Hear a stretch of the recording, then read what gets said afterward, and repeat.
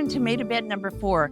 Now this one has Brimmers at this end, and down there I have a couple varieties, so I'll show you those. Also, I wanted to show you right here, you'll see the rosemary's here. Oh my gosh, that smells so good. I love that. Okay, Brimmers. I've been growing those for about 3 years. And even though I have some that are like 25 years old, I try new varieties too, just to see if I like them. The Brimmers, what I love about them is look how big that tomato is. It's almost as big as my hand. They are such great producers. They're not the best just eating tomatoes. They're fine, but they're not as good as some of the others, but they are great to cook with. So we have almost every Brimmer plant is loaded with tomatoes, and they are going to be they are one of the earliest producers in tomatoes. So that's another reason I'm going to love them. And you can see, I'm going to take off that bad leaf. You can see again on all these that I've pinched off all the bottom of the tomatoes, again, just so they're not sucking energy. But look at all these fruit up here. There's 2 or 3 more there, and it still has lots of blossoms. So this thing is going to blossom and fruit all the way up. So we're going to get tomatoes out of here all the way through August. So it's a really great producer.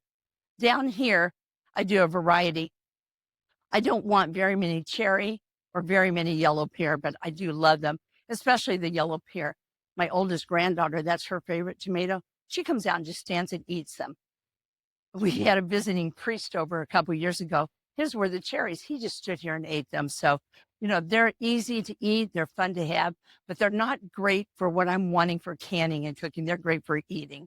Now, these first 4 tomatoes here, these are called Kellogg's Yellow Breakfast, and they're giant yellow tomatoes. You'll see we've got wonderful blooms on them, but we don't have tomatoes. Again, they're a little bit later in the season. Now, if you step down here, this side is yellow pear, that side is cherry, and I know there's fruit on here because I saw it when I was out here earlier. Anyway, these get covered. Oh, here they are. They get covered with all these little tomatoes, and they're wonderful just to eat. And I'll tell you why I don't love them so much for canning and cooking. It's getting the skins off. They're so small. It's very tedious to get those skins off, but they're still delicious to eat. And the skins are very thin, so it's fine to just to eat the skins on them. So anyway, cherry always gets super tall, super quick. And that's what's happening over there. We have basil at the end of this bed.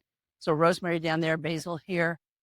And that basil down here is another reason it's so easy is if you're making a caprese salad, which has tomato, mozzarella cheese, and basil, it's easy just to snag that basil and have it in the house real quick to cook, or not to cook, but to tear up and use for your caprese salads.